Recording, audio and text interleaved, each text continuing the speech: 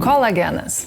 Tai pagrindinis organizmo struktūrinis baltymas, sudarantis net 30% visų organizmo baltymų ir yra pagrindinis jungiamojo audinio komponentas. Jis aptinkamas beveik visur – odoje, plaukuose, naguose, raumenyse, kremzlėse, kauluose, net žarnyno sienelėje. Tai tarsi vidinis karkasas, palaikantis audinių tvirtumą, elastingumą ir struktūrą. Nuo maždaug 30 metų natūrali jo sintezė organizme ima lėtėti, todėl pradeda ryškėti pirmieji senėjimo požymiai – suglebusi oda, silpnesni plaukai, traškantys sąnariai, sumažėjęs raumenų tonusas. Bet gera žinia yra ta, kad vartojant kolageno papildus trūkumą galima atstatyti. Tačiau rinkoje tiek pasirinkimų, kaip žinoti, kuris tinkamiausias man. Svarbu rinktis hidrolizuotą kolageną, kuris yra geriausiai įsisavinamas, nes kolageno molekulė yra susmulkinta į daug mažesnės dalis, tai yra peptidus. Populiariausi yra jūrinis ir gyvūninės kilmės kolagenas. Jūrinis kolagenas yra gaunamas iš žuvų ir ypač tinka odos, nagų, plaukų būklei gerinti. O gyvūninis kolagenas, kuris dažniausiai yra išgaunamas iš galvijų, naudingas sąnariams, raumenims bei žarnynui.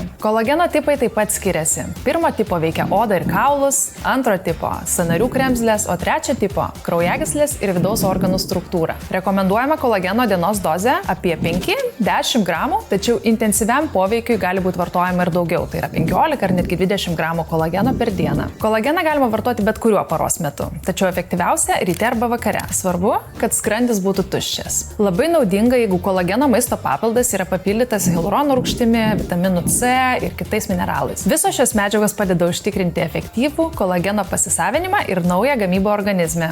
Renkantis papildą, verta atkreipti dėmesį tai, ar sudėtyje nėra dirbtinių saldiklių, priedų ar cukraus. Aukštos kokybės kolagenas gali tapti ne tik grožio, bet ir sveikatingumo rutinos pagrindu.